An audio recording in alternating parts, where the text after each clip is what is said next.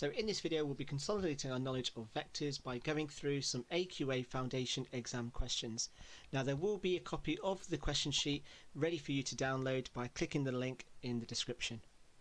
Now before we get started working through the solutions to this, just a little reminder that you can download the question sheet in the description below, and I strongly recommend that you have a go at that worksheet, see what you can do using your knowledge of vectors, and then continue watching the video as I go through the answers in which you can check and mark your work and correct any mistakes that you have made.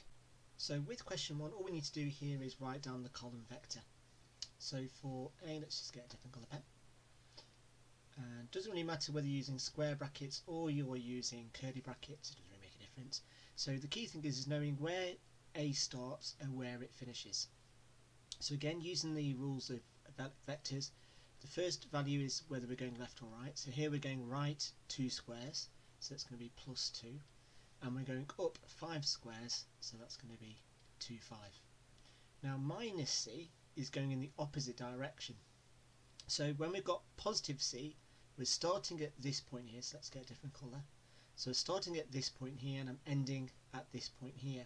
However, for minus C, I'm going to start at this point and I'm going to end at that point. So minus C is going to be 4 to the right and 3 up for minus C.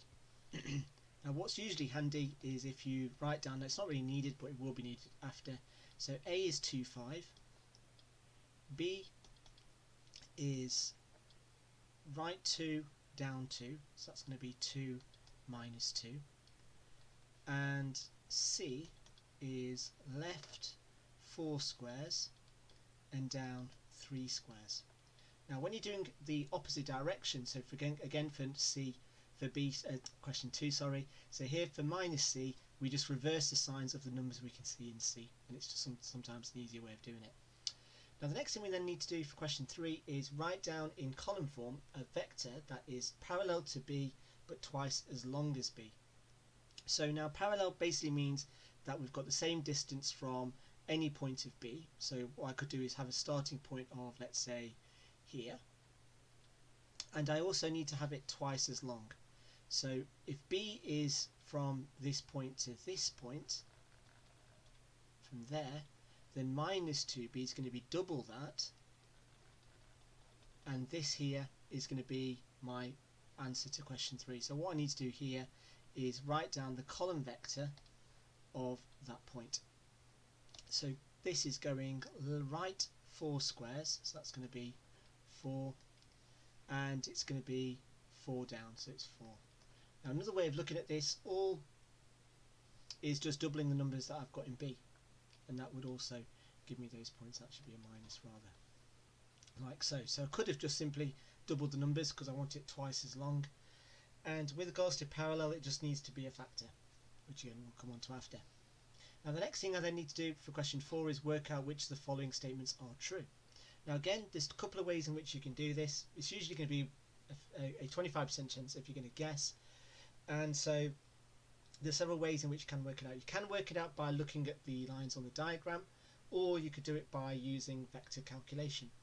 So if I look at the first one, what I need to do is check to see if this is true. So does B, which is minus 2, 2 plus C minus 4 minus 3, does this add up? Well, 2 plus minus 4 is minus 2, so I definitely know that's wrong. For A minus B, so A is 2, 5 minus B, which is 2 minus 2, what does that equal? And does that equal C?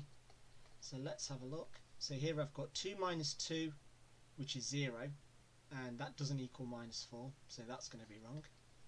And then for this one here, I've got 2, 5 plus B, which is 2 minus 2, plus minus 4 minus 3, and does that equal 0, 0? So again, if I look at the top numbers, I've got 2 plus 2 plus minus 4 does equal 0. So to check, let's do 5 plus minus 2, which is 3, minus 3, which is 0. So this one is going to be true.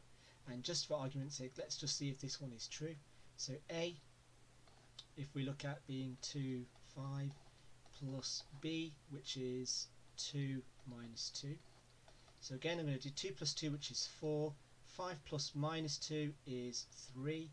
Does that equal c? No, it doesn't, because it's completely different. It's the complete opposite in terms of the signs, so that one is false, or it's not going to be true anyway. Now with regards to question 5a, so what we need to do here is just multiply both these two numbers in the vector by 3. So here what we've got for a is going to be 3 times minus 2, which is minus 6, and 3 times 4, which is 12, so that there is our final answer.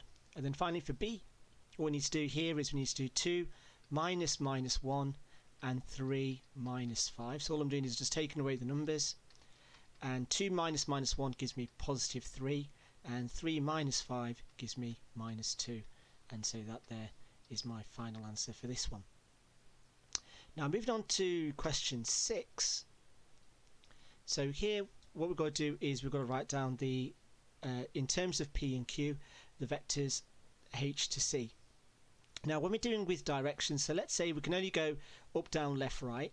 Now if we're going up, basically that is q. I'm just going to write up. If we're going to go down, then that's going to be minus q. And if we're going to go right, then that's going to be p. And if we're going to go left, then that's going to be minus p. So you can only follow the tracks that you can see, and rather than using up, down, left, right, you can instead you're going to use q, p, minus p, and we go from there. So in terms of h to c, so h is here and c is here. So for this, so for a, what I need to do is go right 1 square and down 1. So instead what I'm going to do, instead of, and I'm going to add those together, so right 1 is 1p, and down is going to be plus minus 1q. Now if I simplify that, all I'm going to get is p minus q, and there is my final answer. For b, now what this is asking me to do is, for b, it's 2p minus 4q. So what I want to do here, if I translate this, so 2p is 2 to the right, minus, and it's going to be 4q, which is going to be, so going down 4, because here I've got minus 4, and so it'd be minus 4q, so it's down 4 squares. So what I need to do is pick a starting point and see which letters I can write that are going 2 to the right and then 4 down. Now obviously this is not going to be anywhere on, let's say, because I've got to go 4 down, it's not really going to be anywhere on the first 2 rows. So what I've got to do is pick a high up sort of letter. So let's go for Z. So if I start at Z, I'm basically going to go 2 to the right, so that's going to take me to B, and then I need to go 4 down, so 1, 2, 3, 4, so it's going to be Z, C, and there's your final answer. Now other possible answers you could have could be, and I'll write them down, so you could have Y and B, so, or YB. You could have ZC, which we've already written. You could have AD, or you could have BE, and they're the 4 possible answers that you could have for your answer for B. And then finally for 6C, now this one's a little bit more complicated, so let me just create a bit of space in this. Now what we need to do is show on the diagram the vector representation that the left hand side equals the right hand side. So to start off with, what you might want to do is try and get an idea of what this actually means. So P minus Q, so if I just pick a random letter and hopefully this fits. So I'm going to go for this point here, and again I'm just picking a high point. Now for this I need to go positive P, which is here, and then I'm going to go down 2 squares here. So that first section is that there. That's the first one, and then I need to go minus P, which is this way, and I then need to go up 1 here. So that vector is that there. Now what I then need to show, so in terms of this, that is what I've done in purple. So if I just get rid of my projection lines, so that there is the left hand side. Now my starting point was here, so I'm going to have my starting point here, and now what I'm going to do is going to do minus p plus q. Now if I expand the brackets, that's minus p minus q, because I'm going to take minus 1 and I expand that out, so it's going to change the sign. So starting here, I'm going to go minus p, which is to the left, and I'm then going to go minus q, which is down, and there's the, so that vector is going to look like that. Now as you can see, that the end and the start point and the end point of the two purple lines added together is exactly the same as the start and the end point on the blue vector. So there we have shown the answer to this particular question. Again, you can rub out your projection lines, but basically for C, that's what we're looking for. So let me just write that down to make it clear. So that's the answer to C. Now moving on to question 7. Now this is a little bit to do with a bit of problem solving. Now for this, what we need to do is know that when we're doing vector calculations, when we're adding vectors, it's basically the top lines doing whatever this is and the bottom line doing whatever that is. So what we've got here is we've got a plus 4 equals 7, and I then need to solve 6 plus something equals 3. Now if I work this out, so what plus 4 gives me, again, if I look at equations, I take away 4, so a equals 7 take away 4, which is 3, and here the opposite of adding 6 is to take away 6, so b equals 3 minus 6, which is minus 3. And then for question 7, we're going to adapt the same mentality. So here we've got c plus 6 equals d, and that's all we've done there is just copy the top line, and 5 plus 2d equals 8. Now the first thing I've got to do is find out what d is.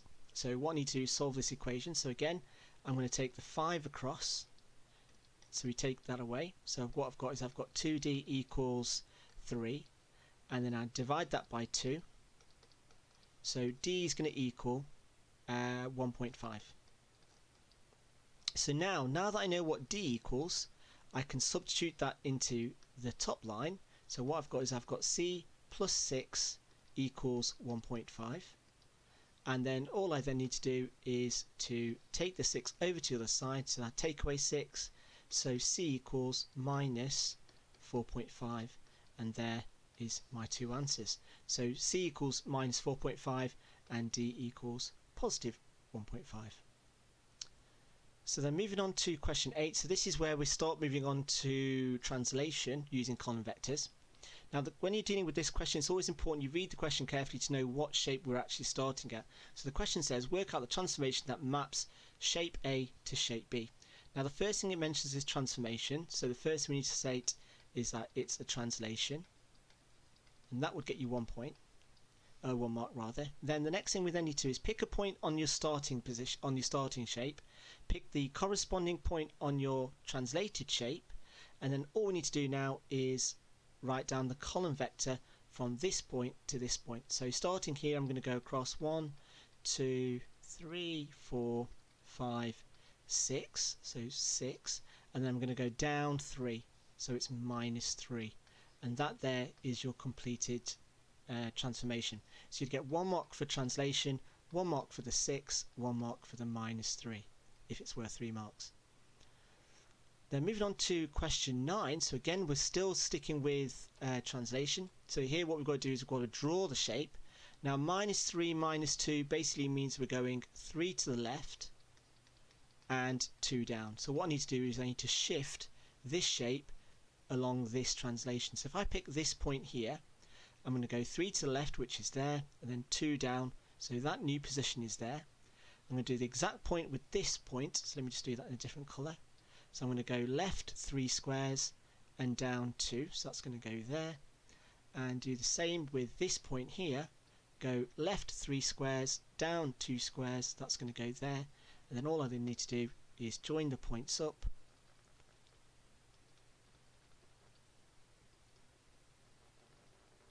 And what you can then do is, and we can label that shape R, because it tells us to draw a triangle R. And there you go. And then finally for question 10, so for this one we've got no grid, so we can't do any counting. Now what we're asked to do is, it says that shape L has been mapped to the shape M by the vector of 4 minus 3. Shape M is then mapped to shape N of minus 3 minus 5. Work out the vector of L to N. Now because this shape has gone from that to that, this shape has gone from that to that, and what the question's asking me is, how do I get from that to that? So what I need to do here is simply add the two vectors together. So for this, all I need to do is 4 minus 3 plus 3 minus 5. And if I work that out, I'm going to have 4 plus minus 3 and minus 3 plus minus 5 equals, and again using my rules of negative numbers. So here I've got two signs in the middle that are different, so that's 4 minus 3. And here again I've got two signs in the middle that are different, so that's minus 3 minus 5. And if I work out those two individual answers, I get 1 and minus 8. And there is your final answer for 2 marks.